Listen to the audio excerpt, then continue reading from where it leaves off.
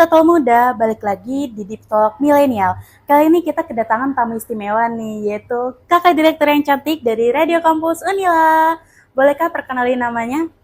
Oke, halo Intelektual Muda, nama aku Nanda Fauliza. Aku biasa dipanggil Liza. Di tahun ini aku menjabat sebagai Direktur Radio Kampus Universitas Lampung, periode 2025. Aku dari jurusan Ilmu Pemerintahan, angkatan 22. Oke kak, nah kakak angkatan 22 ya? Kira-kira apa sih kak kesibukan akhir-akhir ini sebagai, kalau angkatan 22 tuh semester akhir ya kak ya? Benar.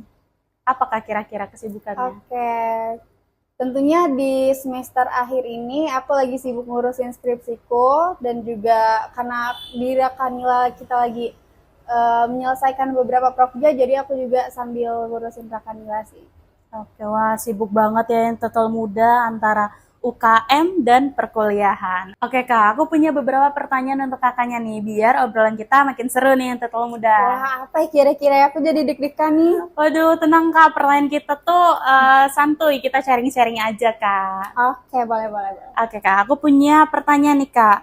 Apa sih kak yang pertama kali terlintas di pikiran kakak waktu tahu kakak tuh bakal ngejabat jadi direktur Akanila?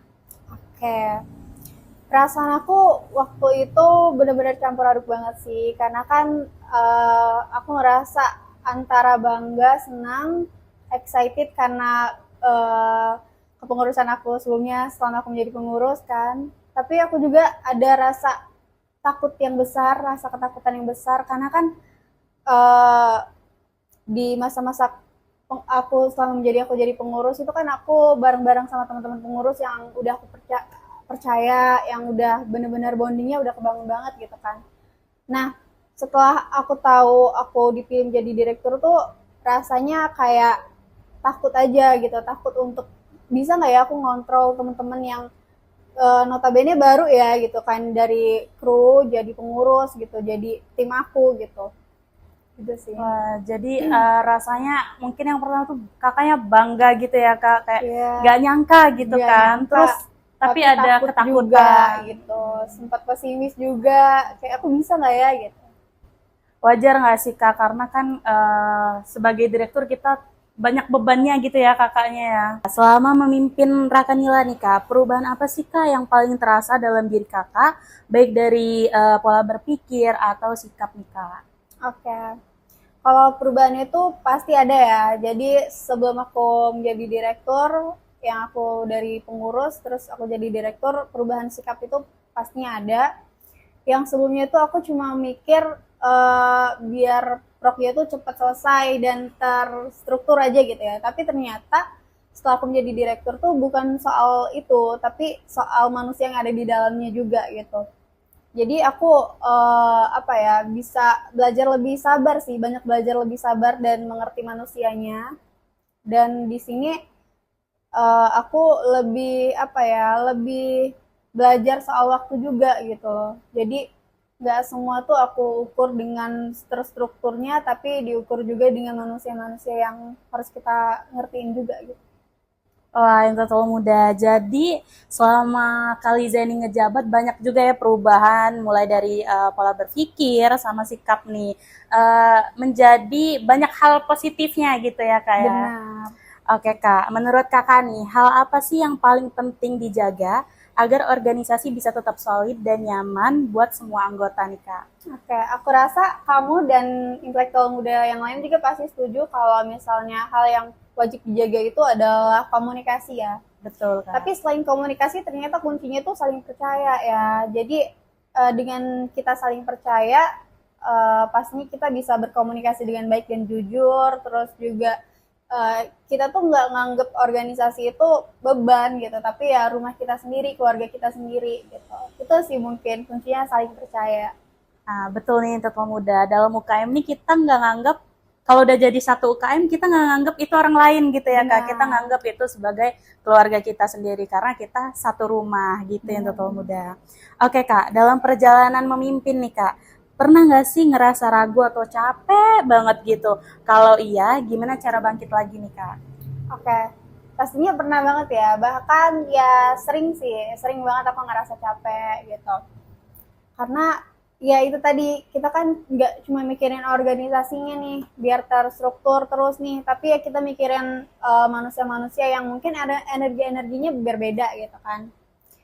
Tapi kalau dipikir-pikir, aku tuh kadang-kadang untuk ngebalikin itu semua, aku sempet mikir titik balik aku masuk sini tuh apa gitu. Jadi niat awal aku masuk Rakanila, aku tuh sering bernostalgia tuh aku dulu seseneng itu gitu kan. Jadi untuk menyerah itu waktu aku capek kayak hilang aja, dan juga ditambah ngelihat teman-teman pengurus yang melakukan hal-hal kecil lah ya di organisasi ini tuh aku kembali berenergi lagi gitu. Ternyata oh masih ada loh satu dua pengurus ataupun anggota yang ternyata masih seneng, masih happy ngerjain hal apapun di Rakanila gitu. Itu sih yang bikin aku jadi kayaknya aku nggak perlu untuk menyerah sih gitu. Wah, memang kalau jadi direktur itu tanggung jawabnya besar ya Kak, dan emang mungkin hal wajar ya Kak kalau merasa capek gitu. Benar. Oke Kak, gimana cara menyimbangkan waktu nih Kak antara kuliah, organisasi, dan kehidupan pribadi nih Kak? Oke, itu juga yang banyak kita bahas ya. Kalau misalnya kamu jadi ketua UKM gitu ya, atau ketua HMJ atau apapun, itu pertanyaan yang sering ditanya banget gitu. Gimana sih cara ngebalancein antara organisasi, kuliah sama diri sendiri gitu ya. Tentunya kalau ngomongin balance itu menurutku nggak ada yang rapih sih ya. Pasti ada waktu di mana kita lebih dominan ke organisasi, ada waktu di mana kita lebih dominan ke urusan kuliah, dan ada waktu di mana kita tuh butuh banget waktu sendiri gitu. Tapi aku tuh dengan cara-cara yang memang aku ngelihat urgensinya gitu atau urgentnya tuh di mana nih. Nah, contoh kecilnya itu misalnya aku kalau misal aku lagi urgent dipanggil dosen ke kampus gitu ya, masalah bimbinganku, terus berbarengan dengan organisasi yang misalnya lagi ada pembahasan.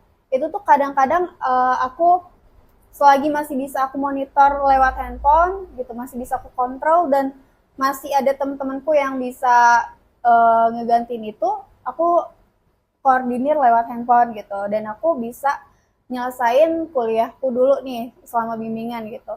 Begitupun dengan kalau misalnya aku lagi ngerasa capek banget, butuh sendiri, kadang-kadang ya aku ngelakuin urgensi itu. Kalau misalnya Rakanilanya lagi nggak ada kegiatan, oke mungkin ini waktunya aku untuk sendiri dulu gitu sih. Jadi aku lebih ngeliat urgentnya di mana gitu.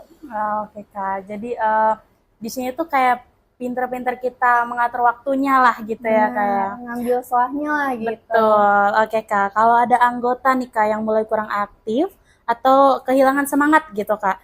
Nah, langkah apa sih yang biasanya diambil buat memotivasi mereka lagi? Oke, jadi relate banget ya pertanyaannya untuk di tahun ini, tahun kepengurusan 2025 Rakanila. Memang aku nemuin banyak banget anggota-anggota yang memang kayak udah mulai hilang semangat, mulai hilang arah gitulah ya dalam menjalankan organisasi. Itu tuh setelah aku cari tahu banyak banget memang faktor-faktor yang mempengaruhinya gitu. Terus aku juga ngelompokin mereka tuh dalam dua kelompok. Ada yang memang anggota-anggota yang susah ditemuin dan memang masih bisa aku temuin gitu. Nah, untuk kelompok yang pertama yang bisa aku temuin itu aku dengan cara ngajak ngobrol lagi sih. Aku aku jadiin diri aku tuh sebagai tempat curhatnya mereka. Selama mereka nyaman, aku bisa selipin motivasi sedikit lah sehingga mereka bisa kembali semangat gitu ya dalam organisasi. Tapi untuk kelompok yang kedua, untuk teman-teman yang mulai kurang aktif dan mereka tuh benar-benar hilang aja gitu. Aku kadang-kadang minta bantu teman-teman manajer lainnya sih, terutama SDM ya khususnya, yang memang notabene mereka yang ngurusin masalah-masalah keanggotaan di Rakanila gitu. Jadi aku cukup terbantu, dan setelah aku tahu nih kayak faktor-faktornya kenapa, aku jadinya nyalurin pesan-pesan aku tuh lewat SDM gitu. Jadi memang ada yang bisa aku ajak ngobrol, dan ada yang memang aku harusnya ngobrolnya lewat SDM gitu. Wah, jadi kalau Intinya tuh ini ya Kak, kita harus terus ngayomi gitu, merangkul biar mereka tetap merasa nyaman dan pengen balik lagi nih gitu ya Kak Iya, ya. benar-benar. Oke Kak, terakhir nih, boleh nih Kakak kasih pesannya untuk teman-teman Rakanila nih biar lebih semangat berorganisasi dan terus berkembang bareng-bareng. Boleh Kak lihat kamera Kak? Oke.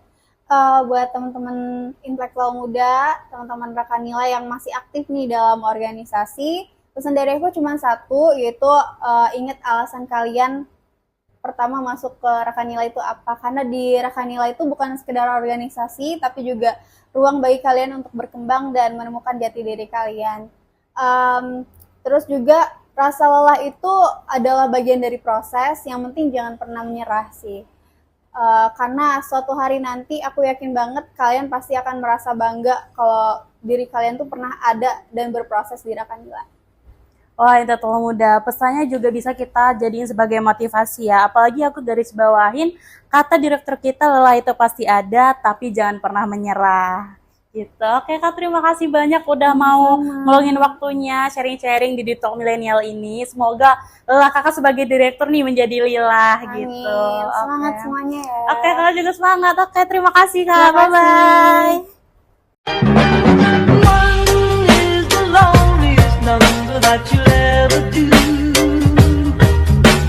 Two can be as bad as one. It's the loneliest number since the number one. One is the loneliest number that you'll